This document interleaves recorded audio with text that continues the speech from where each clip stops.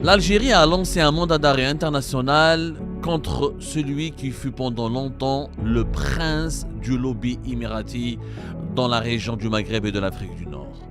Nous avons pu confirmer effectivement au cours de nos investigations que les autorités algériennes ont lancé officiellement un mandat d'arrêt international contre le très controversé et célèbre Ahmed Hassan Abdul Qahar al-Shibani.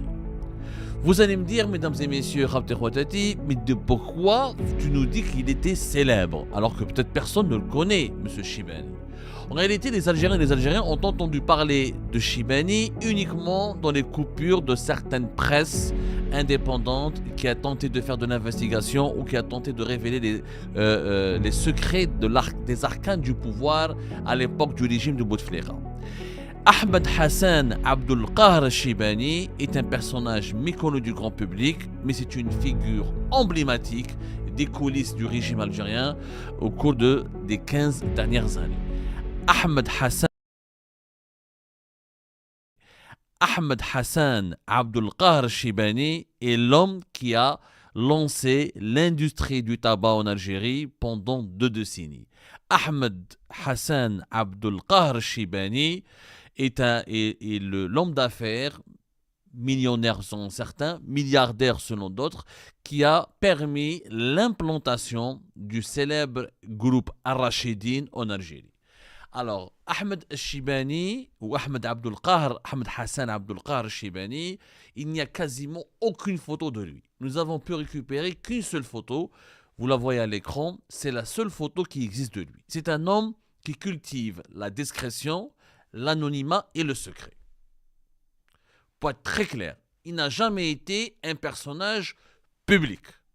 Alors, même s'il n'a jamais été un personnage public, il n'en demeure pas moins qu'il a été, pendant les années Bouteflika, depuis le début du premier mandat de Bouteflika jusqu'à 2019, c'est-à-dire durant les 4 mandats de Bouteflika, il a été le représentant attitré du lobby émirati en Algérie. Alors, pour être très simple et très clair, Abdul Shibani est en quelque sorte, c'est lui qui a permis ou c'est lui qui a négocié la création de la société algéro-émiratie de fabrication de tabac, la fameuse TAIM, la société algéro-émiratie de fabrication des tabacs. C'est lui qui a donc été aussi à l'origine de la création de la société algéro-émiratie de promotion immobilière, Imiral, et c'est lui qui a été aussi à l'origine de la création de Imarat Zahir, qui était une entreprise émiratie, un projet émirati spécialisé dans la sidérurgie. Shibani ou Ahmed Hassan Abdul Qahar Shibani était donc le lobbyiste émirati, le patron attitré du lobby émirati en Algérie. Il entretenait de très longues relations et de très profondes relations avec le régime Bouteflika et il est considéré comme l'homme qui a transformé l'Astime en une véritable puissance industrielle et une véritable machine afrique. Les 3 projets les plus importants des Émiratis à l'époque de Bouteflika, dans l'immobilier, Imiral, dans la sidérurgie et dans l'industrie du tabac, c'était lui. C'est lui qui était le cerveau des opérations des investisseurs émiratis dans le pays. C'est-à-dire que c'est lui qui a implanté les investissements émiratis dans ces 3 secteurs clés. Alors, dans l'immobilier, ça n'a pas beaucoup marché. Imiral s'est fait beaucoup connaître par les 2 tours de résidences très luxueuses que les Émiratis étaient en train de concevoir et de construire au niveau de Sidi Faraj. Dans la sidérurgie, ils ont lancé un projet mais qui n'a pas percé réellement. Par contre, dans le business des cigarettes, Last Time, qui a été lancé en 2002, mais qui a été opérationnel à partir de 2005, année à laquelle l'usine de Coléa a été effectivement mise en service et la production des cigarettes américaines du groupe Philip Morris, notamment Marlboro et LM, avait commencé en Algérie. Last Time, de 2005 jusqu'à aujourd'hui, elle est devenue une véritable machine de cash. C'est une machine de fric. On l'a déjà expliqué dans plusieurs de nos émissions. Plus de 1,2 milliard de dollars de chiffre d'affaires, 1,7 à 1,8 milliard de dollars d'impôts et de recettes fiscales versées pour le trésor public algérien et des ventes qui dépassent les 3,2 milliards de dollars. Le cerveau de cette réussite, c'est Cheikh Ahmed Hassan El-Shibani. Il faut savoir qu'officiellement, Shibani n'a jamais figuré dans l'organigramme de l'ASTIME. C'est-à-dire qu'il il n'a jamais siégé dans le conseil d'administration, il n'a jamais dirigé l'ASTIME, il n'a jamais occupé un poste officiel au sein de l'ASTIME. Cheikh Shibani, il est uniquement présent selon nos investigations et selon les informations que les autorités algériennes ont pu confirmer auprès de banques étrangères, et où je vais raconter comment les autorités algériennes ont pu avoir cette information. Cheikh Shibani, il figure comme actionnaire ou bénéficiaire effectif de l'une des 6 sociétés émiraties actionnaires de l'ASTIME. Alors là, des explications s'imposent. L'ASTIME, c'est 51% les Émiratis, 49% l'Algérie, l'État algérien, à travers le groupe Madar, qui est un groupe public qui était l'ancienne SNTA, la Société nationale des tabacs et allumettes. Côté Émirati, c'est officiellement le groupe Al-Rachidin. Alors, le groupe Al-Rachidin, il est ultra connu, mais le nom est connu, c'est un groupe solide, etc. Mais il est très opaque. Jusqu'à aujourd'hui, on a du mal encore à percer comment fonctionne le groupe Rachidine. Le groupe Rachidine, c'est un groupe qui est présent dans l'industrie du tabac. C'est lui qui a l'exclusivité de la production, de la distribution et de la commercialisation des cigarettes du groupe du géant américain Philip Morris depuis début des années 2000 dans la région de l'Afrique du Nord et du Moyen-Orient. Et plus tard, en 2013, ils se sont associés. Le groupe Rachidine, les Émiratis, de la famille Husseini, qui sont les propriétaires et les principaux actionnaires de ce groupe, se sont associés avec Philip Morris pour devenir des associés. Et Philip Morris a acheté pour plus de 600 millions de dollars un pourcentage élevé du capital du groupe Rachidine. Et comme ça, Philip Morris est devenu par ricochet depuis 2013 l'un des actionnaires de l'ASTIME à hauteur, on estime, à 25%. Avant d'être des associés, ils étaient des partenaires. Rachidine, ils sont connus dans l'industrie du tabac, mais ils n'ont pas que cette activité. Le groupe Rachidine est présent dans le trading, dans le commerce, de tous les produits de large consommation, notamment les produits alimentaires, etc., dans les matériaux de construction, dans la logistique et dans le BTP et l'immobilier. C'est un immense groupe dont on estime, selon des estimations, les actifs de ce groupe dépassent la trentaine de milliards de dollars. C'est un grand groupe qui est basé à Dubaï et qui a plusieurs filiales et qui est installé en Égypte récemment. Par exemple, en 2023, ils ont acheté une importante entreprise étatique égyptienne spécialisée dans la production des cigarettes qui s'appelle Eastern Company. Et ils sont devenus l'actionnaire majoritaire, ils sont à 30%, mais ils sont devenus un acteur clé dans l'industrie du tabac en Égypte. Ils ont fait exactement ce qu'ils ont fait en Algérie. Donc c'est un groupe, retenez, qui est connu, mais qui est opaque.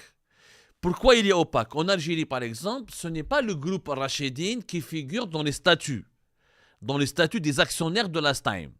Ce sont 6 sociétés qui sont dirigées par des managers libanais ou d'origine indienne. Et parmi les actionnaires et les véritables propriétaires de ces sociétés, ce sont des personnalités ou des personnages qui sont liés au groupe Rachidine. Parmi les actionnaires de ces sociétés qui sont propriétaires de 51% des parts de l'ASTIME, il y a M. Shibani. Maintenant, Ahmed Hassan El-Shibani, dans son parcours, il a travaillé pour le groupe Rachidine. Selon les informations que nous avons pu obtenir sur lui, il est âgé entre 60 et 65 ans. Il est né aux Émirats Arabes Unis. Ce n'est pas un investisseur solitaire. En réalité, c'est le pur produit de l'élite managériale de Dubaï. Et il a travaillé pratiquement toute sa carrière au sein du groupe Al-Rachidine, qui est un conglomérat familial devenu le partenaire indéboulonnable du géant américain Philip Morris dans le monde arabe et en Asie, parce que par la suite, ils ont élargi l'exclusivité des Émiratis, ils ont même l'exclusivité de la distribution et de la fabrication des cigarettes Marlboro et d'autres marques du groupe Philip Morris, y compris dans certains pays asiatiques. Donc, Shibani, c'est lui qui a été désigné par le groupe Rachidine pour développer leurs investissements en Algérie. Les Émiratis, dès le départ, ils ont fait un plan d'investissement de 200 millions de dollars pour créer Lastime et développer la production des cigarettes américaines en Algérie. Ils ont commencé par une trentaine de millions de dollars pour l'usine de Koléa, qui est leur propriété. Ensuite, ils ont investi à peu près, on estime que leur investissement était dans les 200 millions de dollars, pratiquement sur 10-15 ans, pour développer une entreprise qui va leur faire gagner par an, par année, rien que par année, leurs dividendes. C'est-à-dire les Émiratis, ils ont investi 200 millions de dollars sur plusieurs années en Algérie, alors qu'ils récupèrent de l'Algérie l'équivalent de 130 à 140 millions de dollars de bénéfices, de dividendes. Et leurs bénéfices, ils jouent des dividendes qui sont bloqués par l'État algérien depuis 3 ans. Je vais parler du conflit dans un petit moment. Je suis obligé de vous faire de la pédagogie pour vous expliquer que Chibani, c'est l'homme de main du groupe Rachidine en Algérie. Chibani, il était très connu à Alger par les dirigeants, pas par l'opinion publique. Il n'y a jamais de photos de lui, jamais eu d'article sur lui. Il ne s'approche jamais des journalistes. Il considère la presse comme il fuyait la presse comme la peste. Par contre, tous les dirigeants algériens le connaissaient. Pourquoi ? Parce que quand il habitait à Alger, il avait une suite. Il avait la suite présidentielle de l'hôtel Sheraton à Alger. Il logeait là-bas et c'est là-bas qu'il organisait ses rencontres, qu'il recevait ses invités. Il vivait à longueur d'année quand il était à Alger, au Sheraton d'Alger. Il était très proche des Bouteflika. C'était l'interlocuteur direct de Saïd Bouteflika, le frère et conseiller, le puissant frère et conseiller du défunt président de la République Abdelaziz Bouteflika. Il accédait à la présidence algérienne comme s'il partait dans un restaurant ou dans un cafétéria. C'est-à-dire qu'il avait un accès privilégié. Il était vraiment très ami et très intime avec les Bouteflika. Mais pas que. Au Sheraton d'Alger, il était connu pour organiser des soirées spectaculaires, très festives. Beaucoup de filles étaient d'ailleurs présentes. Il distribuait de l'argent aux plus belles filles qui acceptaient de partager ses soirées, pour ne pas dire partager son lit. Il était connu pour ses soirées arrosées. C'était un grand fêtard. En plus d'être un grand fêtard, il était extrêmement prisé par tous les dirigeants algériens. Des militaires, des chefs de partis politiques, des présidents d'associations, des responsables de Zawiya, des religieux, des businessmen. Toutes les personnes qui voulaient avoir ou investir aux Émirats, ou s'implanter aux Émirats, ou même régler leurs problèmes avec les Bouteflika. Quand même des personnalités politiques ou du monde économique algérien, quand ils avaient des problèmes avec Bouteflika ou avec le système Bouteflika, ils sollicitaient Cheikh Chibani pour demander une intervention, ou demander sa protection, ou demander sa médiation, ou demander tout simplement ou demander une intervention pour qu'ils règlent leurs problèmes. Et, en plus de cela, certains politiciens algériens, certains généraux algériens, certains militaires algériens, ils touchaient directement de l'argent auprès de Chibani. Chibani, lui, il a corrompu tout le monde. Parce que les autorités algériennes, ils ont lancé un mandat d'arrêt international, on va l'expliquer pourquoi et comment, mais ils ne racontent pas la vie des autorités algériennes, oublient que cet homme, que vous voyez, je préfère qu'on montre encore une fois sa photo à l'écran, que cet homme a corrompu tout le monde.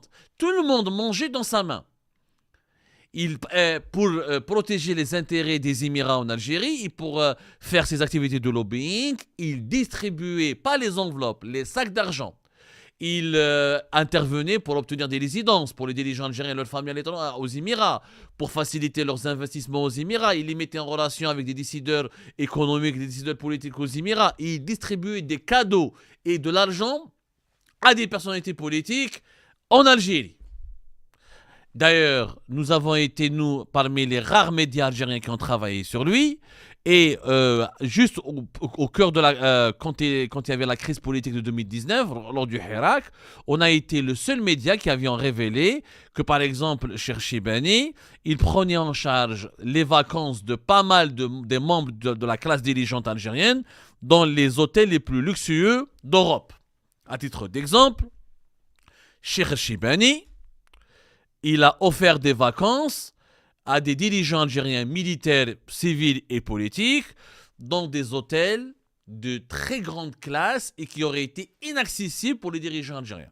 Par exemple, l'hôtel Lansborough à Londres. Vous avez aussi l'hôtel Eden Rock au Cap Antibes.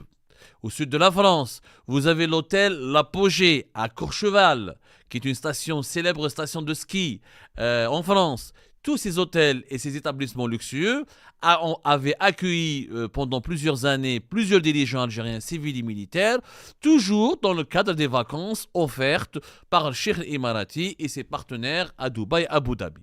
Donc, pour que vous deviez bien comprendre, même encore plus loin, il y a des dirigeants algériens qui ont même bénéficié de prise en charge dans des établissements de santé spécialisés dans la remise en forme et le bien-être, à l'image d'une clinique luxueuse située à Baden-Baden en Allemagne qui s'appelle Villa Stéphanie. C'est-à-dire que même des dirigeants algériens ont bénéficié de cures, de cures thermales, etc., et de soins de bien-être dans des établissements luxueux comme la Villa Stéphanie en Allemagne. Et c'était payé par Cheikh Chibani. Cheikh Chibani, pourquoi il faisait cela? Il ne faisait pas cela gratuitement. Il ne faisait pas cela pour obtenir un marché ou deux. Plus, il faisait de la politique. Cheikh Chibani, il était, comme je l'ai dit au départ, l'homme du lobby. Il faisait du lobbying. C'est comme ça que les Émiratis font du lobbying. Ils achètent la classe dirigeante algérienne, ils achètent leur famille, ils offrent des vacances, de l'argent, des cadeaux, etc. pour que les Émirats soient traités comme un partenaire stratégique et privilégié et pour exercer de l'influence et avoir une emprise sur la classe dirigeante algérienne. Et c'est comme ça que Cheikh Chibani est devenu l'un des cerveaux ou, comment dirais-je, l'un des gourous du régime de Bouteflika. Mais tout le monde a profité de lui, civils et militaires. Et d'ailleurs, nous allons obtenir la liste des dirigeants algériens qui ont été entretenus ou choyés ou bichonnés par le fameux Ahmed Hassan al-Shibani. Maintenant, que lui reproche l'Algérie? Pourquoi l'Algérie a lancé contre lui un mandat d'arrêt international? La question est très intéressante. En tant que cerveau des opérations du groupe Rachidine en Algérie, et en tant que l'homme qui a transformé le partenariat algéro-émirati dans le secteur du tabac en une véritable machine Afrique, Cheikh Chibani est cité, elle a été identifiée par la justice algérienne, parce que comme l'Algérie, on l'a révélé récemment, elle veut nationaliser la filière de l'industrie du tabac, et elle veut chasser, éjecter les Émiratis du marché algérien. L'Algérie, pour ne pas verser des indemnisations et pour ne pas signer un chèque en or pour demander aux Émiratis de partir, elle est en train de confectionner, les autorités algériennes sont en train de confectionner un dossier judiciaire clé en main qui implique les investisseurs émiratis dans des affaires de fraude fiscale, de transfert illicite de devises et de blanchiment d'argent. Et c'est dans ce cadre-là qu'à vers la fin de l'année 2025, Cheikh Chibani a été cité dans une affaire dont nous avons parlé, c'est l'affaire Boubac. L'affaire Boubac, c'était le 2 avril 2026, dont nous avions révélé une émission intitulée Révélation, le système Khelef au l'art de siphonner les devises de l'Algérie vers la France. En réalité, nous avions expliqué dans cette enquête exclusive comment l'ancien directeur général de la STIME, M. Zahir Khelef, qui lui est algérien, avait mis en place un montage financier occulte dès 2011, dès son arrivée à la tête de la STIME, pour siphonner les devises de l'entreprise. En réalité, de quoi il s'agissait? Il s'agissait d'un mécanisme appelé la double casquette. C'est un schéma qui permettait à la STIME, à la direction générale de la STIME à l'époque, d'importer des produits qui lui ont été vendus, non pas par des fournisseurs attitrés qui sont les fabricants de ces produits, mais à travers des sociétés écrans, comme la société française, la SAS Boubac Industrie, qui est une société spécialisée dans la maintenance mécanique, mais qui ne fabrique pas, qui n'a aucune expérience dans la fabrication industrielle, qui ne fabrique aucun produit, qui était juste l'un des fournisseurs de la STIME. Au lieu que la STIME achète des machines, des pièces de rechange, des logiciels, des composants pour l'entretien de son usine directement auprès des fabricants européens, elle passait par des sociétés écrans françaises comme la Boubac Industrie, qui lui vendait ses fournitures industrielles à des prix beaucoup plus élevés que les fournisseurs, que les véritables fabricants de ces machines, de ces composants, de ces pièces de rechange. Donc il y avait de la surfacturation et Lastime achetaient très cher ces produits à l'étranger auprès de la société française. Cette société française récupère les devises et dans ces sociétés, comme la Boubak Industrie, les véritables bénéficiaires ou les actionnaires étaient des dirigeants de Lastime, comme l'ancien directeur général Zahir Khalaf.